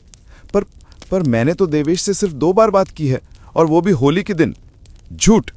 तुमने उसके साथ मिलकर मेरे खिलाफ प्लान बनाया है। तुम्हारा तस्वीरों का प्रोजेक्ट भी शायद इसी का हिस्सा है। रुचिका के लिए ये सब सहना मुश्किल हो रहा था। उसकी आंखों से आंसू की धारा बह निकली। मैं कल सुबह वापस चली जाऊंगी, उसने रोते हुए कहा। मुझे नहीं पता था कि तुम मुझ पर इतना कम भरोसा करते हो। जब रुचिका वापस अपने कमरे में आई तो वो टूट चुकी थी। उसने अपना सामान बांधना शुरू किया। गुंजन अंदर आकर पूछा, दीदी क्या हुआ? भैया इतना गुस्से में क्यों हैं? रुचिका ने सारी बात बताई। गुंजन हैरान रह गई। पर दीदी, भैया ऐसे नहीं हैं। वो तुम पर पूरा भरोसा करते हैं। ये सब देवेश भैया की करनी लगती है। पर अब क्या फर्क पड़ता है? जब अर्जुन मुझ पर इतना कम भरोसा कर सकता है तो शायद मेरा यहां आना ही गलत था। उस रात रुचिका ने अपनी डायरी में लिखा, आज मेरा दिल टूट गया है। जिस इंसान पर मैंने भरोसा किया था उसने मुझे धोखा दिया। शायद बाबा रामलाल सही कहते थे, शहरी और गांव वाले कभी एक नहीं हो सकते। पर क्या सचमुच नहीं हो सकते? क्या सचमुच हमारे बीच इतनी दूरी है? इधर अर्जुन अपने कमरे में बैठा सोच रहा था। उसका दिल कह रहा था कि रुचिका कभी ऐसा नहीं कर सकती, पर देवेश की बातें उसके दिमाग में घूम रही थी। तभी उसे याद आया, रुचिका ने कल ही उसे बताया था कि उसने अपनी सेविंग से गांव के लिए एक नई इरिगेशन सिस्टम मंगवाई है। क्या वो इतनी बड़ी रकम खर्च करके भी धोखा दे सकती है? अचानक अर्जुन को एहसास हुआ कि उसने क्या बड़ी गलती कर दी है। वो रुचिका के कमरे की ओर दौड़ा, पर तब तक देर हो चुकी थी। रुचिका का कमरा खाली था, उसका सामान गायब था। गुंजन रोती हुई आई, भैया तुमने क्या कर दिया? दीदी तो चली गई। वो तुमसे मिलने आई थी, तुम्हारी मदद करना चाहती थी और तुमने। अर्जुन के पैरों तले जमीन खिसक गई। वो समझ गया कि देवेश ने उसे बरगलाया है। वो देवेश के घर की ओर दौड़ा, पर देवेश तो शाम की बस से ही वापस जा चुका था। अर्जुन ने अपना सिर पकड़ लिया। उसने न सिर्फ अपना पैसा गंवाया, बल्कि अपने जीवन की सबसे कीमती चीज रुचिका का प्यार और विश्वास भी खो दिया। रात के अंधेरे में अर्जुन अकेला खेत के बीच में खड़ा था। उसकी आंखों से आंसू बह रहे थे। उसने मिट्टी में हाथ डाला और चिल्लाया, माटी माँ, तू ही बता मैंने क्या गलत किया? क्यों मैंने उस पर भरोसा नहीं किया? पर मिट्टी चुप थी। सिर्फ हवा की सिसकारी सुनाई दे रही थी, जैसे प्रकृति भी उसके दुख में शामिल हो। अर्जुन ने फैसला किया कि वो रुचिका को वापस लाएगा, चाहे इसके लिए उसे कुछ भी करना पड़े। पर क्या रुचिका वापस आएगी? क्या कोई दिल एक बार टूटने के बाद फिर से जुड़ सकता है? ये सवाल हवा में लटका रह गया, जैसे सुबह की ओस में एक अधूरी आशा। पर अर्जुन को लग रहा था कि देवेश झूठ बोल रहा है। उसकी आवाज में वो सच्चाई नहीं थी। जब अर्जुन वापस लौटा तो उसका चेहरा पीला पड़ चुका था। रुचिका ने चिंतित होकर पूछा, क्या हुआ? तुम ठीक तो हो? अर्जुन ने कोई जवाब नहीं दिया। वो सीधा घर की ओर चल पड़ा। शाम को जब रुचिका उससे मिलने गई तो अर्जुन ने उसे ऐसे देखा जैसे वो कोई अजनबी हो। क्या बात है अर्जुन? रुचिका ने पूछा, आज तुम इतने उदास क्यों हो? अर्जुन ने कड़वाहट भरी नजरों से उसे देखा। तुम्हें मजा आ रहा होगा ना हम गांव वालों की मुसीबतों का? रुचिका हैरान रह गई। ये तुम क्या कह रहे हो? मुझे सब पता चल गया है, अर्जुन ने गुस्से में कहा। तुम और देवेश मिलकर मेरे साथ खेल रहे हो। तुम्हारा आना, तुम्हारा प्यार जताना सब एक ढोंग था। रुचिका की आंखों में आंसू आ गए। अर्जुन तुम क्या बात कर रहे हो? मैंने तो बस, अर्जुन ने उसकी बात काट दी। मुझे और बेवकूफ मत बनाओ। देवेश ने बता दिया कि तुम दोनों मिलकर मेरे पैसे लूटने की स्कीम बना रहे थे। रुचिका स्तब्ध रह गई। उसे समझ में नहीं आ रहा था कि क्या कहे। पर मैंने तो देवेश से सिर्फ 2 बार बात की है, और वो भी होली के दिन। झूठ, अर्जुन चिल्लाया। तुमने उसके साथ मिलकर मेरे अगेंस्ट प्लान बनाया। तुम्हारा फोटोग्राफी प्रोजेक्ट भी शायद इसी का हिस्सा है। रुचिका के लिए यह सब सहना मुश्किल हो रहा था। उसकी आंखों से आंसू की धारा बह निकली। मैं कल सुबह वापस चली जाऊंगी, उसने रोते हुए कहा। मुझे नहीं पता था कि तुम मुझ पर इतना कम भरोसा करते हो। जब रुचिका वापस अपने कमरे में आई तो वो टूट चुकी थी। उसने अपना सामान बांधना शुरू किया। गुंजन अंदर आकर पूछा, दीदी क्या हुआ? भैया इतना गुस्से में क्यों हैं? रुचिका ने सारी बात बताई। गुंजन हैरान रह गई। पर दीदी, भैया ऐसे नहीं हैं, वो तुम पर पूरा भरोसा करते हैं। ये सब देवेश भैया की करनी लगती है। पर अब क्या फर्क पड़ता है? रुचिका ने कहा। जब अर्जुन मुझ पर इतना कम भरोसा कर सकता है तो शायद मेरा यहां आना ही गलत था। इधर अर्जुन अपने कमरे में बैठा सोच रहा था। उसका दिल कह रहा था कि रुचिका कभी ऐसा नहीं कर सकती, पर देवेश की बातें उसके दिमाग में घूम रही थीं। तभी उसे याद आया कि रुचिका ने कल ही उसे बताया था कि उसने अपनी सेविंग्स से गांव के लिए एक नई सिंचाई प्रणाली मंगवाई है। क्या वो इतनी बड़ी रकम खर्च करके भी धोखा दे सकती थी? अचानक अर्जुन को एहसास हुआ कि उसने क्या बड़ी गलती कर दी है। वो रुचिका के कमरे की ओर दौड़ा, पर तब तक देर हो चुकी थी। रुचिका का कमरा खाली था, उसका सामान गायब था। गुंजन रोती हुई आई। भैया तुमने क्या कर दिया? दीदी तो चली गई, वो तुमसे मिलने आई थी, तुम्हारी मदद करना चाहती थी, और तुमने। अर्जुन के पैरों तले जमीन खिसक गई। वो समझ गया कि देवेश ने उसे बरगलाया है। वो देवेश के घर की ओर दौड़ा, पर देवेश तो शाम की बस से ही वापस जा चुका था। अर्जुन ने अपना सिर पकड़ लिया। उसने ना सिर्फ अपना पैसा गंवाया, बल्कि अपने जीवन की सबसे कीमती चीज रुचिका का प्यार और विश्वास भी खो दिया था। रात के अंधेरे में अर्जुन अकेला खेत के बीच में खड़ा था। उसकी आंखों से आंसू बह रहे थे। उसने मिट्टी में हाथ डाला और चिल्लाया, माटी माँ, तू ही बता मैंने क्या गलत किया, क्यों मैंने उस पर भरोसा नहीं किया। पर मिट्टी चुप थी।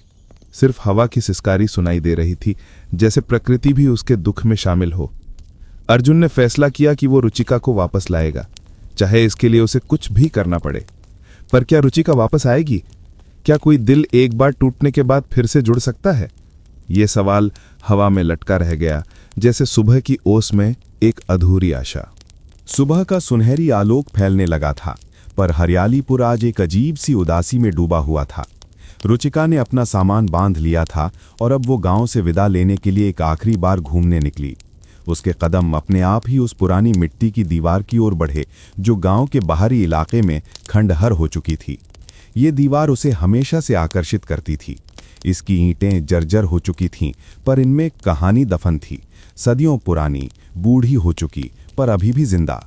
रुचिका ने दीवार पर हाथ फेरा। मिट्टी की ठंडक ने उसे सुकून दिया। क्या तुम सचमुच चली जाओगी?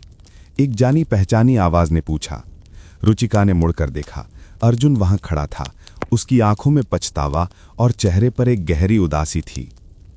तुम्हें क्या लगता था? रुचिका ने कड़वाहट भरे स्वर में कहा कि मैं तुम्हारे अपमान को सहती रहूंगी। मुझे माफ कर दो रुचिका। अर्जुन की आवाज कांप रही थी। मैंने बहुत बड़ी गलती की। मैंने तुम्हारे प्यार और तुम्हारी नीयत पर संदेह किया। रुचिका ने दीवार की ओर मुंह कर लिया। तुम्हें पता है अर्जुन, ये दीवार मुझे तुम्हारी तरह लगती है, मजबूत, स्थिर, पर अंदर से खोखली, जरा सी बात पर ढह जाने को तैयार। अर्जुन ने आगे बढ़कर कहा, मैं जानता हूं कि अब शायद तुम मुझ पर विश्वास नहीं करोगी, पर एक बात सुन लो। क्यों?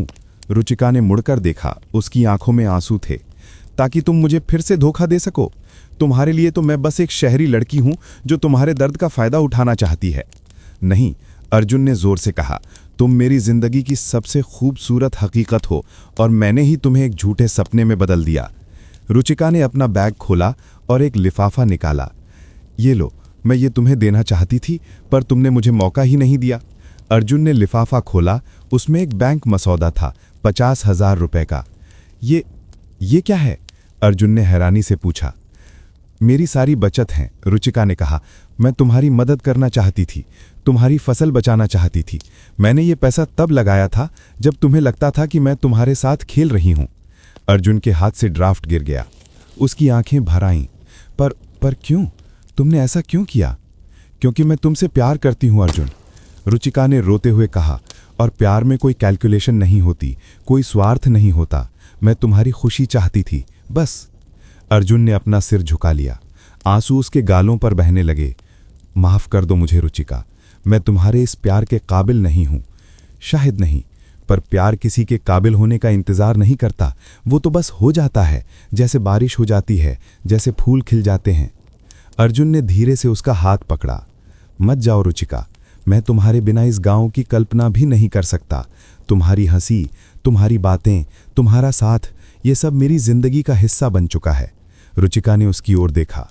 पर कैसे रुकूं? जब तुम मुझ पर इतना कम विश्वास कर सकते हो तो आगे चलकर क्या होगा? मैं वादा करता हूं, आज से मैं तुम्हारे दिल की आवाज सुनूंगा, दूसरों की बातों पर नहीं। तुम मेरी धरोहर हो और मैं तुम्हें कभी नहीं खोऊंगा। दोनों के बीच एक लंबी चुप्पी छा गई।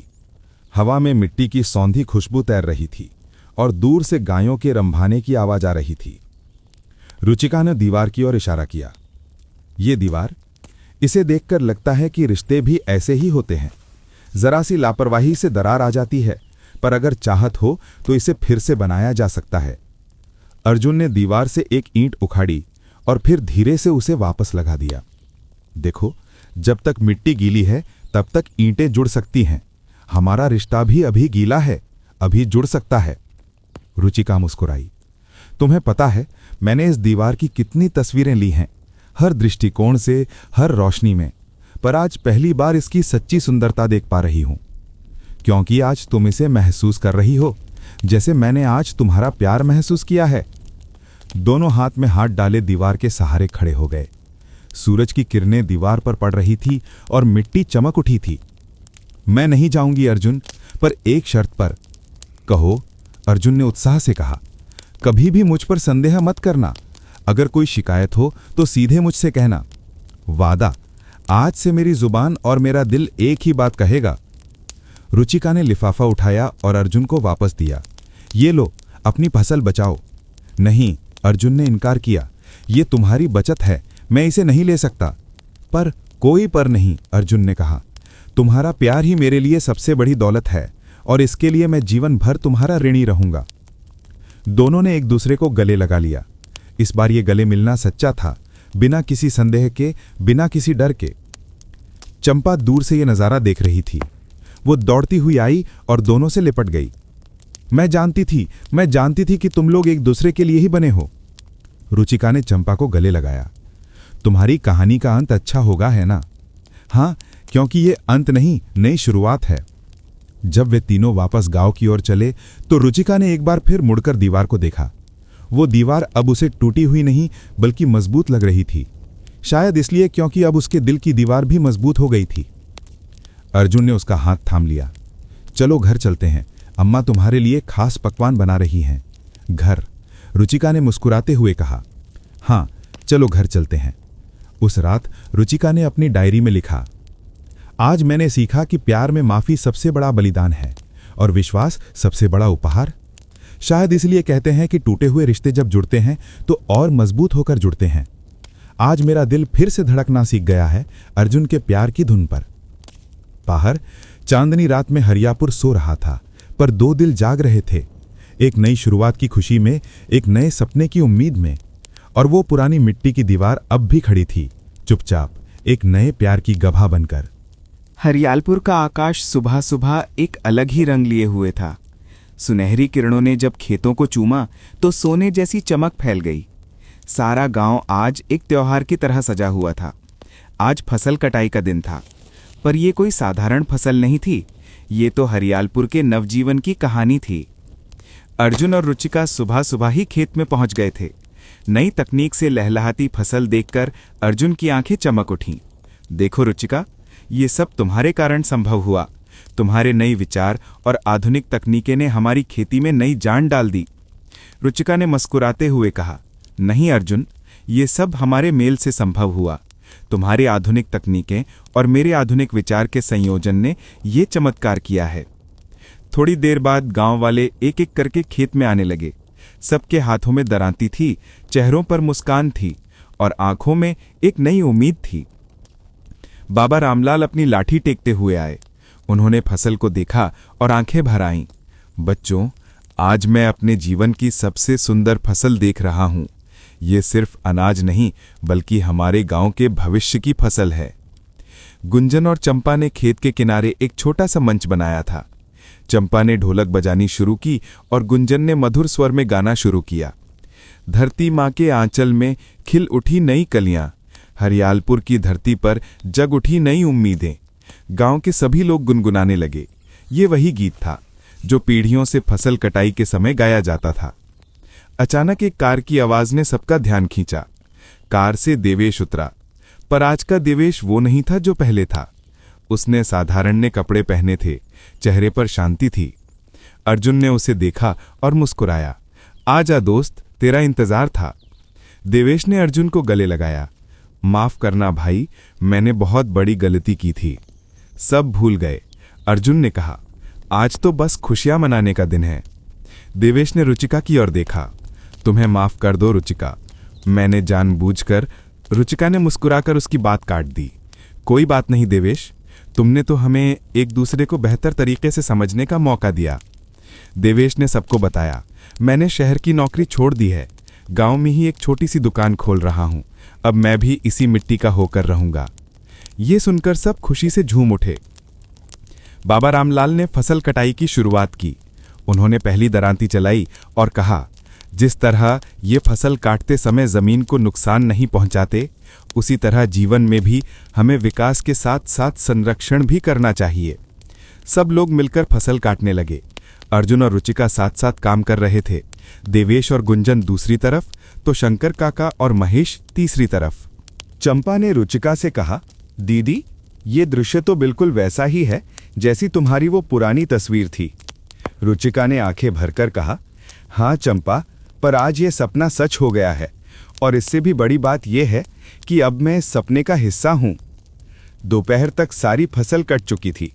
खेत में अनाज के ढेर लगे हुए थे। गांव की महिलाएं खीर और पूड़ी बनाकर लाई थीं। तभी एक कार आती दिखाई दी। माधवी उतरी। उसके हाथ में एक बड़ा सा पार्सल था। माधवी, रुचिका ने खुशी से उसे गले लगाया। मैं तेरी इस खुशी में शामिल होने जरूर आती, माधवी ने कहा। और ये ले तेरी फोटोग्राफी प्रदर्शनी के लिए तैयार सूची। रुचिका ने कैटलॉग देखा। उसमें हरियालपुर की सभी तस्वीरें थीं। सूखे खेत, बारिश, होली और आज की इस फसल की तस्वीरें। यह एग्जीबिशन अगले महीने मुंबई में होगी, माधवी ने कहा। और गेस व्हाट, तुम्हारी तस्वीरों को बहुत पसंद किया गया है। रुचिका की आंखों में आंसू आ गए। ये सब इन लोगों की वजह से संभव हुआ है। इन्होंने मुझे सिर्फ तस्वीरें ही नहीं, जीवन का असली मतलब सिखाया है। शाम को सब लोग बरगद के पेड़ के नीचे इकट्ठा हुए। बाबा रामलाल ने सबको संबोधित किया। आज हमारे गांव के इतिहास का सबसे सुंदर दिन है। आज हमने न सिर्फ फसल काटी है, बल्कि एक नए युग की शुरुआत की है। इस नए युग में पारंपरिक ज्ञान और आधुनिक विज्ञान साथ साथ चलेंगे। अर्जुन ने रुचिका का हाथ थामा और सबके सामने कहा, मैं रुचिका से विवाह करना चाहता हूं। वो मेरी जिंदगी की सबसे बड़ी फसल है। सबने खुशी से तालियां बजाईं। रुचिका की आंखों में खुशी के आंसू थे। देवेश ने कहा, और मैं इस शादी का सारा खर्च उठाऊंगा। ये मेरी तरफ से माफी का तोहफा है। चंपा ने मीठी आवाज में कहा, और मैं इस शादी की कहानी लिखूंगी ताकि आने वाली पीढ़ियां जान सकें कि प्यार कैसे दो अलग अलग दुनियाओं को एक कर सकता है। जब शाम ढलने लगी तो रुचिका ने अर्जुन से कहा, चलो एक जगह चलते हैं। दोनों उस पुरानी मिट्टी की दीवार के पास गए। दीवार अब जर्जर नहीं लग रही थी। उस पर हरे भरे पौधे उगाए थे। देखो, ये दीवार भी नए जीवन से भर गई है, ठीक हमारे रिश्ते की तरह। अर्जुन ने उसके हाथ में हाथ डाला। तुम्हें पता है, तुम्हारे आने के बाद से न सिर्फ मेरी जिंदगी बल्कि पूरे गांव की जिंदगी बदल गई है। नहीं, ये गांव और तुम लोगों ने मेरी जिंदगी बदल दी। मैंने सीखा कि असली खुशी पैसों में नहीं बल्कि रिश्तों में होती है। उस रात जब सब सो चुके थे तो रुचिका ने अपनी डायरी का आखिरी पन्ना लिखा। आज मेरी यात्रा पूरी हुई। मैं जिस शांति और प्यार की तलाश में निकली थी वो मुझे इस गांव में मिल गया। यहाँ की मिट्टी ने मुझे अपनी बेटी बना लिया। अर्जुन के प्यार ने मुझे एक नई पहचान दी और इस गांव ने मुझे वो घर दिया जिसकी मुझे तलाश थी। आज हमने न सिर्फ फसल काटी बल्कि एक नए युग की शुरुआत की। देवेश का लौटना, गांव का विकास और मेरा यहाँ रहना, ये सब एक नए युग की शुरुआत है। बाबा रामलाल ने सही कहा था, जिसने मिट्टी से प्यार किया वो राजा बना। आज मैं खुद को सचमुच की राजकुमारी महसूस कर रही हूँ, इस धरती की राजकुमारी। अब मैं शहर नहीं लौटूंगी। यही मेरा घर है, यही मेरी धरोहर है और यही मेरी कहानी का सुखद अंत है, या यूं कहूं कि नई शुरुआत। सुबह होते ही हरियालपुर फिर से जी उठा। नई फसल, नए उम्मीदें और नए सपने, सब कुछ नया था। और दूर कहीं एक बुलबुल गा रही थी, एक नए दिन, एक नई कहानी का स्वागत करते हुए। रुचिका की वो पुरानी तस्वीर अब सच हो चुकी थी। हरे भरे खेत, मुस्कुराते लोग और धरती माँ का आशीर्वाद। पर इस बार ये कोई तस्वीर नहीं थी, ये हकीकत थी। और इस हकीकत से ज्यादा खूबसूरत कुछ नहीं हो सकता था। धरती की गंध एक ऐसी कहानी है जो हमें हमारी जड़ों से फिर से जोड़ती है। ये कहानी दिखाती है कि आधुनिकता और परंपरा के बीच संतुलन कैसे बनाया जा सकता है। जड़ों से प्यार। अर्जुन का चरित्र हमें सिखाता है कि अपनी मिट्टी से प्यार करना, उसकी देखभाल करना कोई पिछड़ापन नहीं बल्कि समृद्धि का रास्ता है। रुचिका का सफर हमें दिखाता है कि शहरी जीवन की चकाचौंध में भी हम अपनी जड़ों को नहीं भूल सकते। उसका गांव में बसने का फैसला हमें सिखाता है कि असली खुशी साधारण चीजों में छुपी होती है। माफी और सुधार। देवेश का चरित्र हमें सिखाता है कि गलतियां होना स्वाभाविक है, पर उन्हें स्वीकार करना और सुधारना ही असली मनुष्यता है। एकता की शक्ति। गांव के लोगों ने मिलकर जो कुछ हासिल किया वो हमें सिखाता है कि एकजुट होकर काम करने से किसी भी मुसीबत का सामना किया जा सकता है। असली धन पैसा नहीं बल्कि रिश्ते और अपनापन है। जब तक हम इस धरती से जुड़े रहेंगे तब तक हमारा अस्तित्व सुरक्षित रहेगा। आधुनिकता अच्छी है पर परंपराओं को भूलकर नहीं। सफलता वही है जहां दिल की खुशी हो। ये कहानी हमें यह एहसास दिलाती है कि चाहे हम कितनी भी ऊंचाइयां क्यों न छू लें, हमारे पैर हमेशा इसी धरती पर टिके रहने चाहिए, क्योंकि जिसकी जड़ें जितनी मजबूत होंगी वो उतना ही ऊंचा उड़ सकता है।